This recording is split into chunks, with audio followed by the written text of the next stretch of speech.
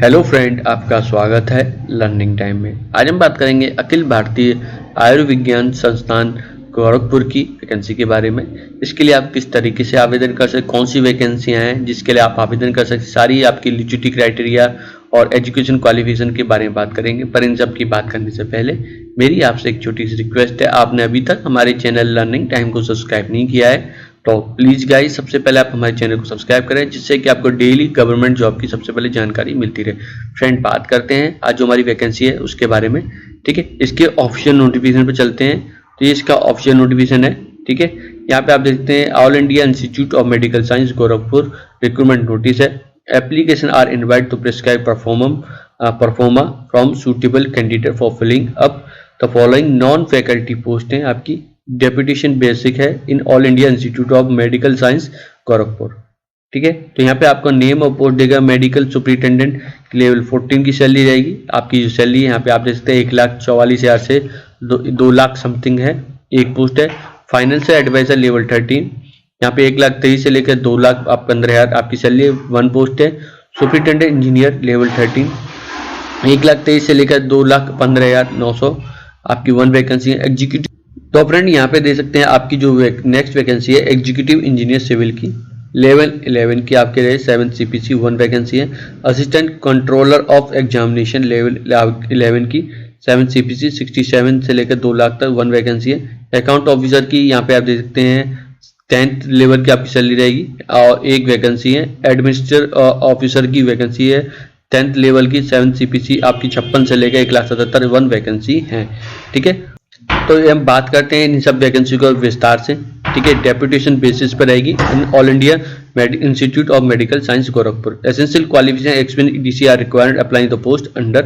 यहाँ पे देखते हैं मेडिकल सुपरिटेंडेंट की वैकेंसी यहाँ पे आप सैलरी आप मैं बता चुका हूँ। ठीक है, मैं इसको थोड़ा बड़ा कर लूँ जिससे कि आपको इजीली दिखाई दे रहा है। मेडिकल आपका क्वालिफिकेशन इंक्लूडेड इन 1 या 2 schedule of part 2 3rd schedule और 2 medical council act of 1956।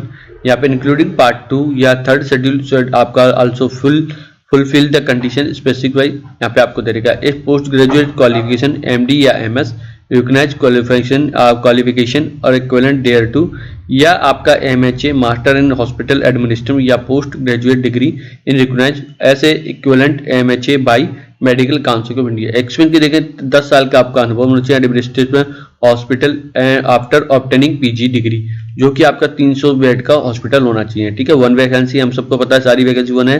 Financial adviser की देखते हैं ऑफिसर फ्रॉम एनी आपको of the central organisation account service holding analogous post या पोस्ट इन पे स्किल 3,000 से 4,330 आपका regular 5 year regular service in grade in आपका event for finding suitable officer organisation account officer in the finance and account department of central statutory या autonomous body या public sector undertaking holder the post of level specified above the shall be consider. यहाँ पे superintendent engineer की जो level 13 की है salary आपको superintendent engineer civil या एग्जीक्यूटिव इंजीनियर सिविल 5 साल का रेगुलर सर्विस होना चाहिए। ग्रेड आपका from CPWD filling which the similar officer from the central engineer department. ठीक है, या engineer department of central statutory या autonomous body and officer taken and deputation cell process a degree in civil engineering. Executive engineer of AIIMS with 5 year regular service होनी चाहिए in the grade cell also consider. ठीक है, यहाँ पे हमारी जो next vacancy है एग्जीक्यूटिव इंजीनियर इलेक्ट्रिकल की। यहाँ पे आपको जो देखा है आपको क्राइटेरिया एग्जीक्यूटिव इंजीनियर की या असिस्टेंट इंजीनियर की इलेक्ट्रिक में 8 साल का आपका रेगुलर सर्विस होनी चाहिए। ग्रेड आपका इन फ्रॉम CPWD। ठीक है, तो उसके बारे में in officer take deputation cell be process degree electrical engineering.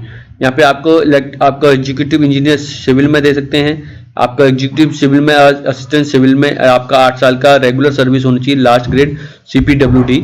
ठीक है, in an officer can take deputation cell be process degree in civil या फिर आपको इंजीनियर। यहाँ पे आपको किया सेंट्रल में या फिर स्टेट में आपका होना चाहिए ऑटोनोमस बॉडी होनी सेल बी कंसिडर। यहाँ पे असिस्टेंट कंट्रोल एग्जामिनेशन की देखते हैं for officer of AIIMS holding analogous post 5 से 8 साल का रेगुलर सर्विस होनी चाहिए इन पोस्ट कैरिंग पे स्किल। यहाँ पे आपको देख सकते हैं ठीक है। अकॉर्डिंग 6 पे कमीशन 5 ईयर एक्सपीरियंस और इन यहाँ पे आपको दे रखा है। एसेंशियल यहाँ पे दे सकते हैं आपको डिग्री ऑफ रिकॉग्नाइज्ड यूनिवर्सिटी या equivalent, track record absolutely integrated and provided ability to maintain stick confidently officer matter. Desirable यहाँ पे आप देख सकते हैं experience in organising examination competitive test in आपका event of suitable officer not being available from the among institute employ. ठीक है। यहाँ पे आपको देख सकते हैं अकाउंट ऑफिसर की वैकेंसी है, लेवल 10 की आपकी रहेगी। यहाँ पे एसेंशियल एलिजिबिलिटी की बात करें तो ऑफिसर अंडर सेंट्रल गवर्नमेंट, आपका स्टैट्यूटरी बॉडी या ऑटोनोमस बॉडी, होल्डिंग आपका analogous post on regular basis पे होनी चाहिए, हैंडलिंग अकाउंट और फाइनेंस मैटर या holding post account audit officer या equivalent in the pay scale. आपकी सैलरी यहाँ पे दे रखी है। ठीक है। उसके बारे में यहाँ पे assistant account officer in the pay scale 2000 आपका जो दे रखा है, प्लस जीपी यहाँ पे आपको दे रहा है 7 सीपीसी से आपको 7 ईयर रेगुलर सर्विस होनी है ग्रेड में, आप उसके बारे में देख सकते हैं। ठीक है। यहाँ एडमिनिस्ट्रेटिव ऑफिसर की दे सकते हैं, ऑफिसर अंडर सेंट्रल आपका government UT administer of central statutory या ऑटोनोमस बॉडी। ठीक है। यहाँ पे आपको देख सकते हैं आपको जो होनी चाहिए आपके having degree administrative establishment matter also preferably in account matter of या आपका PG diploma in personal management shall be given preference. ठीक है। तो ये डिटेल थी आपकी एलिजिबिलिटी के बारे में। यहाँ पे आपको देखो maximum age limit for applying for post deputation 56 देगा, लास्ट डेट ऑफ रिसीट पे। इनिशियल पीरियड आपको डेपुटेशन का शैल बी 3 ईयर रखा गया, आपको 3 साल का हो सकता है। ठीक है। The post carry usual allowance आपका एडमिनिस्ट्रेटिव सेंट्रल गवर्नमेंट प्लस आपका सिमिलर स्टेटस आपको यहाँ पे दे रहा है गोरखपुर।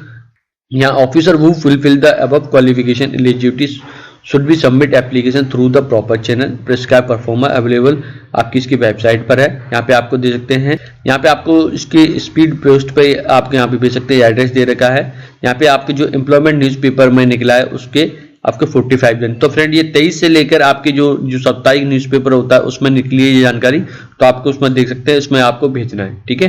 तो वहां से आप काउंट कर सकते हैं। The envelope containing application should be super scripted application for the post. यहाँ पे आपको deputation basis at the AIIMS Gorakhpur. तो यहाँ पे आपको इसकी जानकारी आ रही है, कॉन्टैक्ट नंबर दे रखा है। ठीक है। तो फ्रेंड इसके रिक्रूटमेंट पे जाएंगे, मैं आपको लिंक दे दूंगा। यहाँ पे आपको देखिए ये वैकेंसी है, एप्लीकेशन फॉर्म यहाँ से आप डाउनलोड कर सकते हैं। तो यहाँ पे आपको डाउनलोड करने के बाद आपका एप्लीकेशन फॉर्म भी देखने को मिल जाएगा, नोटिफिकेशन। यहाँ से आप रिक्रूटमेंट नोटिस को भी आप डाउनलोड कर सकते हैं। ठीक है। तो ये दोनों के लिंक हैं, आप इसी में से आप जाके चेक कर सकते हैं। तो यहाँ पे आप देखिए एप्लीकेशन फॉर्म की सबसे पहले आपको देखिए जिस पोस्ट के लिए अप्लाई करना चाहते हैं, मैंने अकाउंट ऑफिसर लिया तो यहाँ पे अकाउंट ऑफिसर आ जाएगा। ठीक है। मैंने अकाउंट ऑफिसर पे क्लिक किया है, तो जो भी आपकी जिसकी वैकेंसी के लिए अप्लाई करना चाहते हो उस पर आप यहाँ पे क्लिक कर दें।